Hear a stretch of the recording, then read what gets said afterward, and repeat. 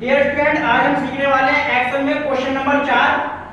3 question मैंने आपको पहले से ऑलरेडी बता दिए हैं। हमारे पास एक्सेल का एक क्वेश्चन है, एक पुस्तक विक्रेता के सामान तथा उसके मूल्य की सूची इस प्रकार है। हरि ने मोहन से यह सब सामान नीचे दी गई सूची के अनुसार खरीदा है। एक्सेल सीट के द्वारा हरि और मोहन का बिल बनाना है हमारे पास ये थिंग्स हैं, pen, copy, box, rate of per things है। एक पेन की कीमत जो है वो 10 रुपए है। हमारे पास नंबर ऑफ थिंग्स है 25, मतलब हमने 25 पेन खरीद रखे हैं। अब इस चीज को प्रैक्टिकली सीखने के लिए हम चलते हैं अपने कंप्यूटर की स्क्रीन पर।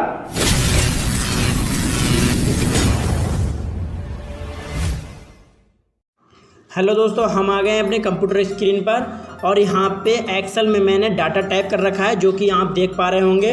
तो यहाँ पे ये जो डाटा है तो ये रो और कॉलम में लिखा जाता है एक्सेल में। तो यहाँ पे जो कॉलम होते हैं वो हमारे A B C D E F ये हमारे कॉलम होते हैं, ये ठीक है, ये कॉलम रहते हैं। उसके बाद में जो रो संख्याएं होती हैं वो हमारी 1 2 3 4 5 6 ये हमारी रो संख्याएं रहती हैं। इस तरीके से ये जो होता है ये रो संख्याएं होती हैं, ठीक है। मैंने डाटा क्या टाइप कर रखा है, यहाँ पे मैंने थिंग्स दे रखी हैं, जैसे पेन सेट है, कॉपी, पेंसिल, बॉक्स, रेट पर थिंग्स है। एक पेन सेट का जो रेट है वो 25 रुपये है। नंबर ऑफ थिंग्स, हमने 10 पेन के सेट खरीदे हैं, ठीक है। तो इस चीज़ को प्रैक्टिकली करने के लिए हमारे पास एक फार्मूला होना चाहिए जो कि हम फार्मूला यहाँ पे टाइप करेंगे, ठीक है। यहाँ पे सबसे पहले हमने क्या करना होता है, इक्वल टू लगाना होता है। इक्वल टू लगाने के बाद में सम लगाना होता है, ओपन ब्रैकेट लगाएंगे, ठीक है। और यहाँ पे हमें पहले कॉलम देना होगा, जैसे कि कॉलम संख्या है हमारी V, क्योंकि हमने पेन का जो सेट है वो 25 रुपये में एक का रेट है तो वो B कॉलम है, ठीक है। तो यहाँ पे हमने B कॉलम ले लिया। उसके बाद में रो संख्या कौन सी है, 2, जो पेन सेट है वो दूसरे नंबर पे लिखा हुआ है तो हमने यहाँ पे 2 टाइप कर दिया। उसके बाद मल्टीप्लाई लगा देंगे।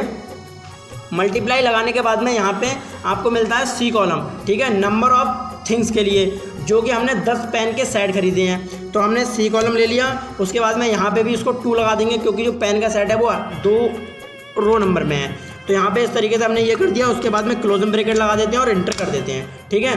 तो जो पेन के सेट हमने टोटल 10 पेन के सेट खरीदे हैं, एक का रेट है वो 25 रुपये है, तो 250 रुपये के सारे सेट खरीद लिए हमने, ठीक है।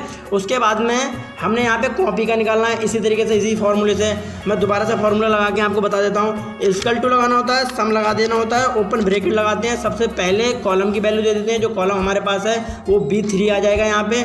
उसके बाद में मल्टीप्लाई करना होता है, यहाँ पे ये C3 लगा देना होता है, क्योंकि यहाँ पे C3 अब इसलिए लगा रहे हैं क्योंकि यहाँ पे रो संख्या चेंज हो गया है, ठीक है, क्योंकि तीसरे नंबर पे हमारा कॉपी आ गया है। उसके बाद में क्लोजिंग ब्रैकेट कर देते हैं और इसको एंटर कर देते हैं। 675 रुपये कॉपी हमने सारी खरीदी हैं, ठीक है। उसके बाद में अगर आपके पास समय है तो आप इसमें इस तरीके से फार्मूला लगा के कर सकते हैं। अगर आपके पास फार्मूला लगाने का इतना समय नहीं है तो मैं आपको एक स्मार्ट वर्क बताता हूँ। जैसे कि यहाँ पे ये जो प्लस वाला निशान आता है तो इसको बोलते हैं सीरियल प्लस, ठीक है। तो इस प्लस को दबाए रखेंगे, अपने माउस के लेफ्ट वाले बटन को दबाए रखेंगे और इस तरीके से इसको ड्रैग कर देंगे, ठीक है। तो ये सभी का टोटल निकाल के रख देगा। उसके बाद में हमें बनाना है इसका बिल। तो बिल बनाने के लिए क्या करना होता है, जितना हमारा टोटल आया है उसको सबको ऐड कर देना होता है। ऐड करने के लिए क्या करना होता है, इक्वल टू लगाते हैं, सम लगा देते हैं, ओपन ब्रैकेट लगा देते हैं, ठीक है। और यहाँ से इस वैल्यू को हमें सिलेक्ट करके यहाँ तक इसको ड्रैग कर देना होता है, ठीक है। ड्रैग कर दिया, उसके बाद में क्लोजिंग ब्रैकेट कर देते हैं और यहाँ पे इसको एंटर कर देते हैं। तो हमारा जो बिल बन के तैयार हुआ वो 3,395 रुपये का बिल आया।